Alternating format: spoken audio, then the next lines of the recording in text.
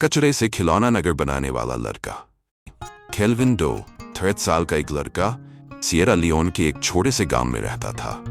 वहां बिजली सिर्फ एक सपना थी और खिलौने तो किसी कल्पना से कम नहीं थे। लेकिन केल्विन के दिमाग में कुछ अलग चल रहा था। एक दिन जब वह अपने घर के पास कचरे के ढेर से गुजर रहा था तो उसने सोचा, क्या मैं इस बेकार कचरे से कुछ काम की चीज बना सकता हूँ। उस दिन से केल्विन ने कचरे के ढेर से पुराने तार, टूटी फूटी बैटरियां और लोहे के छोटे टुकड़े इकट्ठा करना शुरू कर दिया। गांव के लोग उसका मजाक उड़ाते थे। वे कहते थे, ये लड़का पागल हो गया है। लेकिन केल्विन ने उनकी बातों पर ध्यान नहीं दिया। उसने मेहनत जारी रखी। कुछ ही हफ्तों में उसने अपने घर में एक छोटा सा खिलौना नगर बना लिया। उसके खिलौना नगर में छोटे छोटे खिलौने, बैटरी से चलने वाले पंखे और रोशनी देने वाले बल्ब शामिल थे।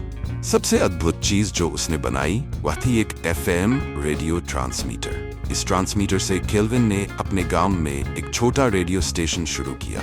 वह गाने बजाता और गांव वालों को ताजा खबरें सुनाता। धीरे धीरे गांव के लोग उसकी प्रतिभा को पहचानने लगे। लेकिन केल्विन की सबसे बड़ी खोज थी एक जनरेटर, जिसे उसने खुद के बनाए उपकरणों से तैयार किया। इस जनरेटर ने गांव के कुछ घरों में रोशनी पहुंचाई।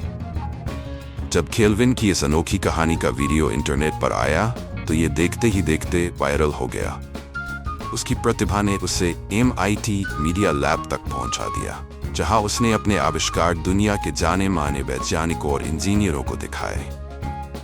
केल्विन की ये कहानी बताती है कि अगर आपके अंदर जज्बा और मेहनत करने का जुनून हो तो दुनिया की कोई भी मुश्किल आपको रोक नहीं सकती।